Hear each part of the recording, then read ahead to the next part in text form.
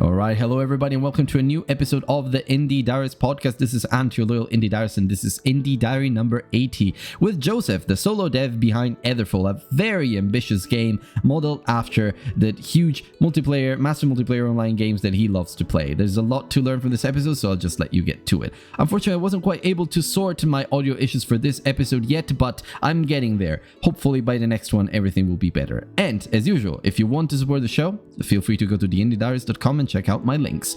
Let's get into the episode now. All right, hello everybody, and welcome to a new episode of the Indie Diaries podcast. This is Ant, your loyal Indie Diarist, and today with me is Joseph from, I wouldn't say from. I think you are a solo dev, most likely, are you? But for the most part, yeah. For the most part, yes, exactly. I was going to say a studio name, but I read it on your Steam page. I guess you do have a studio name, but yeah. And you're working on Aetherfall, which is a third-person RPG extraction game, as I understand it, multiplayer game anyway. Yes, multiplayer. I mean, third-person shooter is a genre that usually implies guns. We have no guns, but yeah. Okay, perfect. Shooter with no guns. That's already interesting. But yeah, please, Joseph, say a few things about yourself, what you do, where you're based, and a few more things about Aetherfall if you want. Yeah. So my name is Joseph McCormack, and I've been working on my game for coming up to 3 years now. It's a very ambitious project, which is not a smart thing to do for your first project. I've made some small things, but an all conventional wisdom is make a small game. Everyone tells you, make a small game. I tried it, and for me personally, I had to make the game that I want to play, which is a large and ambitious project. Which is the flip side of the coin, usually. People say, do a small game, but do the game that you want to play. So, yeah, I guess... I like to play fun, large, interesting games, so that's just what I have to do. It's an extraction shooter.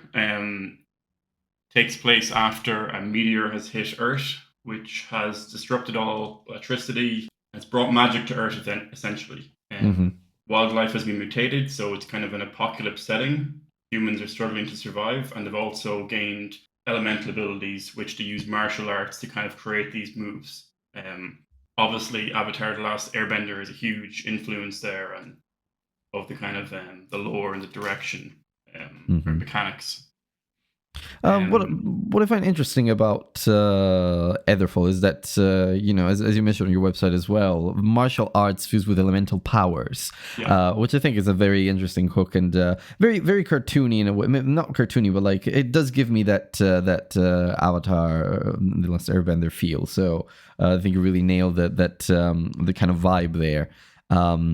So yeah, but we're going to have more chances to talk about Aetherfall during the course of the episode. And now, as you know, we have our little prologue section, which is a little bit of an icebreaker to get to know you a little bit better and also for listeners to know a little bit more about you from the start. So, as you know, I'm going to start a little timer, which is about 60 seconds long, and I'm going to ask you as many questions as I possibly can in those 60 seconds. So, are you ready for this little prologue segment, which also, by the way, includes music, and you will hear it live?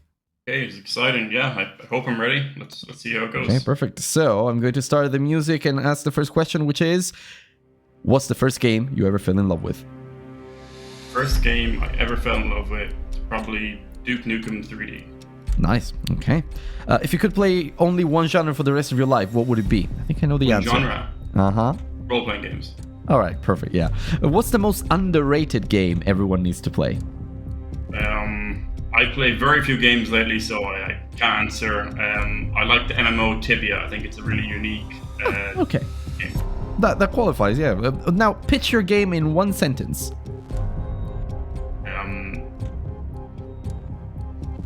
One sentence is tough. I've got it down to like 200 characters or so. I don't have it off the top of my head, but let's say elemental combat and martial arts in a modern setting. Okay, well, that's perfect. What's your guilty pleasure game? Something you love but know isn't perfect. Well, the classic would be Call of Duty. Dota 2 is my second guilty pleasure game. A lot of people say that. Yeah. And lastly, if you could be a game character for a day, who would you be? Master Chief. Okay, great. Yeah, well, actually, we ran through all of them with just, I guess we were just 3 seconds over. That's not too bad. Tripped you up with the picture game in one sentence question. I suppose you were not expecting that one at all. Sorry about that. Is tough. One sentence is usually very tough, but I think you did a good job there. I mean, it's clearly a game about martial arts that fused with elemental powers in a post-apocalyptic world, and your website does put it very concisely. I think it's a very nice hook. But now we can slow down and we can relax. We won't have the fast-paced element anymore. And I do like some of the answers that you gave. Of course, Call of Duty is a classic for guilty pleasure games. I'd say it's my guilty pleasure game as well. Sometimes I do jump on it and play around with it, despite being heavily into emotional storytelling. So yeah. But yeah, now we can get into the meat of this episode, which is all about you, really, and your story into game development, and also about Aetherfall later on towards the middle segment. As I say, as I always say on these episodes, these are kind of like indie diaries. So I want to start from the beginning, really, and learn about the origins, what brought you into game development. So what would you say is your first, or maybe your fondest memory that has to do with video games? Video games? I mean, look, I'm from a family of nerds. We've always had computer games, video games in the house. Uh-huh. My dad is a giant nerd. He works at Intel. She's retired now. Fondest memories is, obviously playing with my brothers and sisters, like couch co-op games. We're all very competitive people. So like Mortal Kombat, even Super Mario, I'm taking turns to see who can do the best. Mm-hmm. So yeah, definitely memories with playing with others, especially my family, are the fondest. Nice, yeah. And do you think those early games that you were playing at the time are kind of influencing Aetherfall and what you're doing now? From the stuff way back when, like 25 plus years ago, not so much. Games have gotten more complicated, but there are stuff like from certainly my teenage years, which I take bits and pieces from, even if it's more of a concept or a feeling the player has. Like for example, in the game Tibia, it's an MMO 2D, really like tense environments, because if you die, you lose so much. You could lose weeks of progress in a single death. Yeah, it's not a roguelike or permanent death, but you lose quite a bit, and so there's this balance between risk and reward. You fight the strong monster and gain more experience points, but potentially risk your life, or do you play it safe? So that's one of the concepts that I really want to bring to my game. Yeah, well, I guess we always want to. It's a concept that I've read somewhere recently. It's about how game designers bring the best. Take out the best from all the games that came before and leave out the worst parts. So games keep improving over time, or at least good game designers are supposed to do that. So it's just natural that we've been playing a lot of MMOs. You want to take the things that you really enjoyed out of those games and put them into your own creation, and I think that makes a lot of sense. But I also know that there's that kind of, I like to call it like a watershed moment between when you are just playing games and when you realize, oh, maybe I could do one of these, or maybe I would love to do one of these myself. So when was that moment for you, and how did it happen? Well, to actually go and like make my own game, that single unique moment, probably, what year is it now? 2025. Around 5 years ago was when I started to really learn, and when I started to take it properly seriously is about 4 years ago. Around the pandemic, as a teenager, I would do some modding or customization of certain games, not really building your own game, but you can customize it to a degree. Okay, yeah. Interestingly, it coincides with the pandemic. I think a lot of people started getting into it around the pandemic. I don't know if that was a catalyst for you, as in like maybe you started working from home more, you had more free time, and so something like that. But yeah, I do find that a lot of people got into game development around 2020, which is kind of around when I did as well. Yeah, I had done some stuff before that with Unreal Engine, but I started to really take it seriously Hmm. kind of during or mid-pandemic, yeah. Yeah. And I think, I mean, you mentioned in your first email to me that some of your learnings you think are going to be super helpful for other developers as well. So, what would you say is a big development challenge that you've overcome, and how has it changed your way to make games, or to work on? How has it changed how you work on Aetherfall? Maybe. I mean, in terms of pure development, it's really hard to say any single thing. Hmm. I think if you zoom out a bit and think about game development more in just your productivity and your day-to-day life, it's important to do at least one thing every day, Yeah. even if it's just planning or research or something. Uh huh. Think about what you're doing every day. Um, and I read a very good quote recently about it's from Ernest Hemingway, and it's stop while you're hot. So when Uh you're huh. in like an amazing streak, don't continue on until you're exhausted. So leave some kind of easy task to finish off. If you figured out some things, leave it for the next day because then you start off um, just knocking some easy things out of the park. Yeah. Don't drive yourself to exhaustion. It's a really, really, really good quote. That one. Yeah, I think Yeah. a lot of people will relate with that one. And there's one element. I was poking around your website, just an It's Etherfall a to very, learn. it's going to improve a lot, right? I'm going to It's all send it to you right. in a It's few it's weeks. fine.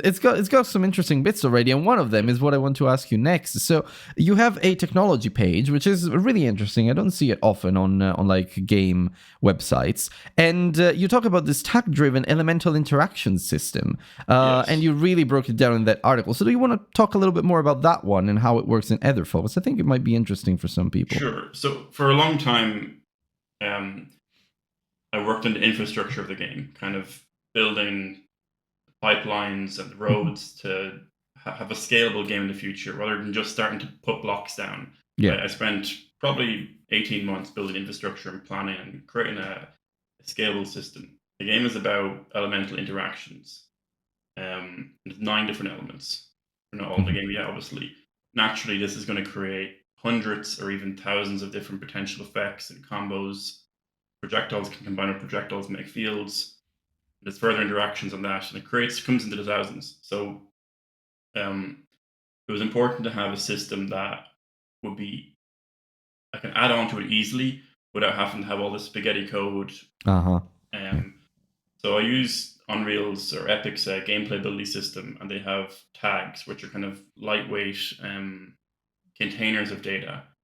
Um, and then using a combination of data assets and interfaces, I can have a really like quick reaction interaction system.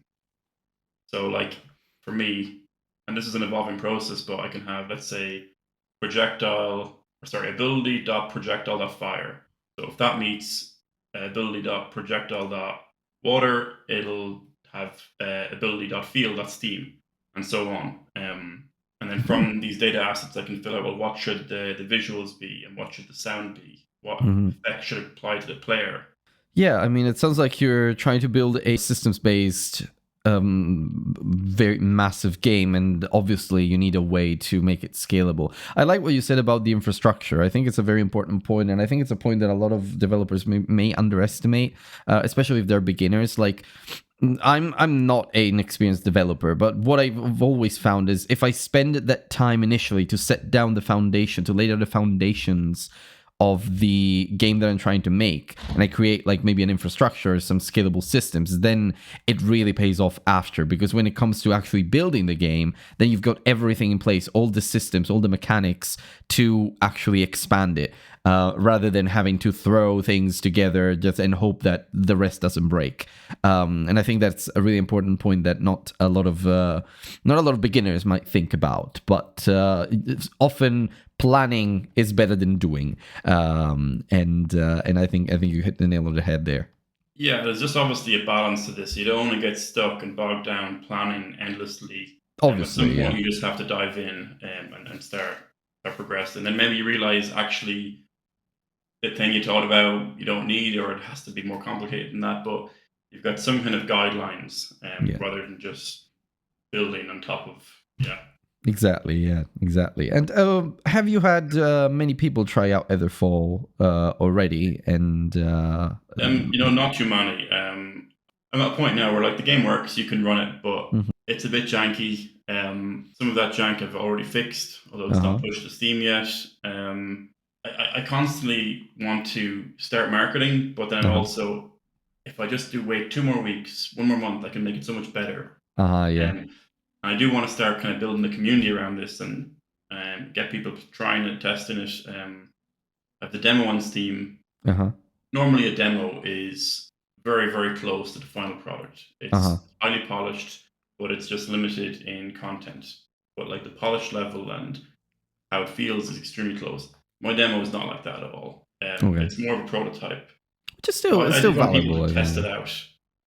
It's still valuable, I think. Yeah, you can get to play your feedback from that. And Yeah. the reason I asked you this question in the first place wasn't obviously to put you on the spot. I was just curious, like, what's been one of the most memorable reactions a player's had to your game, if you can remember Um, one. I was playing with a random guy from Reddit a few Uh nights huh. ago, and he was very impressed with the responsiveness of the multiplayer. I have it hosted on Amazon. I run my own dedicated servers, and yeah, he liked the animations. How does inertia? So in Mm-hmm. some games, and this is obviously a design choice, like you press A, you move left. You press D, you instantly start moving right. Whereas we Mm-hmm. have inertia because of how animations is set up. Your character feels a bit more weighty, but All without right. making Okay. feel very too heavy. And we Mm-hmm. want to be like light, like a martial artist, but not too light. Yeah, yeah, no, but that's interesting. I mean, if I think about the other multiplayer, massively famous multiplayer games out there, which are third-person shooters, so to speak, like I can think of Fortnite, obviously, but the movement there is very, very fast-paced. In this case, feels like you're, of course, two different games entirely, two Yeah. different games entirely. But yeah, in your case, you're adding weight to the character, and that is kind of the reference that I can think of when it comes to moving in a large space. Yeah. Yes. Deadlock, for example, you can Uh-huh. just move around very quickly. It's very reactive, and that's kind of the nature of the game because Yeah. but for me, those games are so like you really need to take 10 Adderall and it's so clicky and you're moving around. I wanted something slightly slower paced, Uh-huh. but Yeah. still very much about the action. It's nice. Yeah. Players It's should have a chance to respond when they get attacked. It shouldn't just be like, oh, you have a 2 second time to kill and now you're dead. yeah. Um, So just giving them that time to make a strategic decision. Yeah, that makes sense. That makes, exactly, yeah. especially in a complex system like yours, where you have elements interacting with each other. You want the player to stop and think. So Yeah, that's you've got a toolkit as a player. You've got dash abilities and dodges. There can be utility abilities. So if someone attacks you, there's choices you can make. Like, do you use your dash to commit to yeah. him and try and get closer, or do you flee? And for a player to die, they should have to make one or two mistakes. It shouldn't just be like, oh, you did that thing wrong and now you're dead. Because that I want to be punishing. I want people to be invested in their character and experience. Yeah. No, and In that makes Fortnite, a when lot you of die, you're sense. like, okay, I go again. And that makes a lot of sense. And well, I think even though you say that your demo is more like a prototype right now, I think it makes sense. I mean, it allows you to gather player feedback at this stage, and then when you have a more polished one, those people will be there and possibly follow you, join you for the ride. Yes. So yeah, it's valuable to build community at this early stage, and yeah, I've always heard people say, I always hear people say, and I agree with that. Start marketing yesterday, Yes. just because the sooner you start, the sooner you start building a community, no matter how unpolished you think your game may be. And I think even though you feel like that is like just a prototype, as you may have put it, Mhm. it can still be valuable for you, and it sounds like it is being valuable already. So that's nice. Um, I feel like I'll know the answer to this question, but I'll ask it anyway. So, what would you say is a mechanic that you're particularly proud of in Etherfall? Well, there's obviously just the whole interaction system, which Yeah. is the easy answer. How things transform. One thing we really focused on is having logical transformations, but also we try and limit the fakery. everything in video games is fake, right? It's all smoke and mirrors. Nothing is real. But give you a more accurate example, if you have an interaction, let's say a fireball is moving, or let's say a shard of earth is moving through some fire, the Niagara systems are listening for that projectile, and it'll dynamically update based on the real world position. So it transforms in a really logical and kind of believable way. We're not just swapping out projectiles. Oh, we've deleted the earth one, now we've created a lava projectile. It really does update the base effect. Okay. Yeah, no, that sounds very cool, and like I'm sure it creates some really interesting in-game effects too, like interesting synergies maybe, or how maybe it's even more flexible as a system because you can just have all the different elements interact with each other and just affect each other. So yeah. Yeah, obviously there's a balance there because you don't want to fill the screen up with obviously, yeah. The player needs to be able to understand what's going on. Well, believe it or not, Joseph, we're near the end, but I have just a couple more questions for you. And right now, we are entering the more introspective part of the episode, which is about reflecting, about thinking back, but also thinking forward. So, this is the question that I ask everybody, and it's always nice to hear everyone answer it. So, when you think about your journey as a game developer and what you're doing now, why are you a game developer?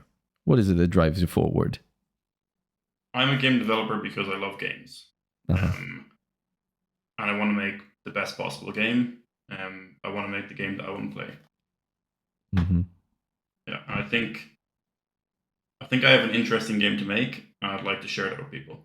Yeah. Ultimately, on a deeper level, I think if you can create art, it's your job to do that. There's so many bullshit jobs in society which add zero to the world. Art is something above that, and I think if you have art in you, it's almost your responsibility to create. I like that. That's a very, very interesting take there. Yeah, if you have that kind of creative energy, you need to put it out into the world. Yeah, I think I can relate with that a lot. You should paint. Give that to the world. Yeah, exactly. Okay. And what would you say has been the toughest part of your journey so far? How did you push through it? Obviously just balancing work, life, personal. I have a full-time job. I do this as well as a second full-time job. So it's like 80 plus hours a week of work, even more sometimes. Balancing that with a relationship. I have a very supportive partner. She really helps me out a lot. That helps, yeah. Yeah, obviously. And okay, well then, as I mentioned, these episodes are kind of like diaries. I see them as memoirs, or maybe little bios of people who come onto the show. So I want to ask you, if this were your final diary or journal entry, what is one message you would want to leave for those coming after, be it players or fellow developers? To developers, I would say, make the game that you're capable of making. Not the smallest possible game. Just make it really look inside and think of what you can achieve and make that game. Yeah. And make it 10% harder. Push yourself 10% more. To players, be more forgiving of game developers because it's very, very hard. Oh, yes, please do. Yeah, absolutely.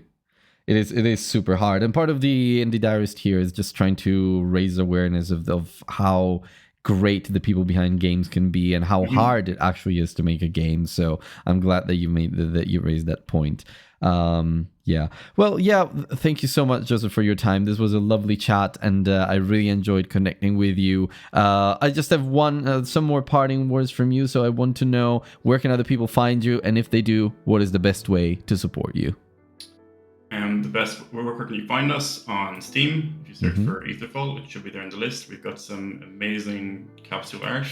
Don't recall the artist right now, but it's linked somewhere. And yeah, supporting us, you can join the Discord, and you can wishlist on Steam, of course. Perfect. And of course, I will put all these links in the description of the episode, so people who are interested in checking out Aetherfall and what you're doing in general as a developer can find you and say hi. Well, thank you so much, Joseph. It's been lovely having you on the show, and I wish you all the best with Aetherfall and everything that you're going to do, even after that one, of course. Great. Yeah, it's been a pleasure. Thanks a lot. Thank you. All right, and that's a wrap, everybody, on another episode of the Indie Diaries podcast, the Indie Diary number 80. Thank you so much to Joseph for being a lovely guest, and I do truly wish you all the best with Aetherfall. It's a game with so much potential. So, listeners, thank you for listening through to this episode and for listening to this outro right now, even. I know it's not something to underestimate, and I do enormously appreciate it. There are other ways in which you can support the show. One is by subscribing, wherever you're getting your podcasts. But you can also go on theindiediaries.com and look at all the social links that I have over there, including a link to my Discord, which is still growing, and a link to my Patreon, importantly, where I've just recently relaunched all my tiers. Now we have just 3 tiers on my Patreon, and they include fresh and new benefits now that I'm being more active on YouTube, such as early access to YouTube videos and early access to even actually exclusive access to the documents that I use to plan those YouTube videos. So do check them out and see if there's something that tickles your fancy. And lastly, before we wrap up, I want to shout out to Peleg, amazing Patreon. Love having you as my supporter, and I hope you love everything that's coming next. I'll speak to you next time.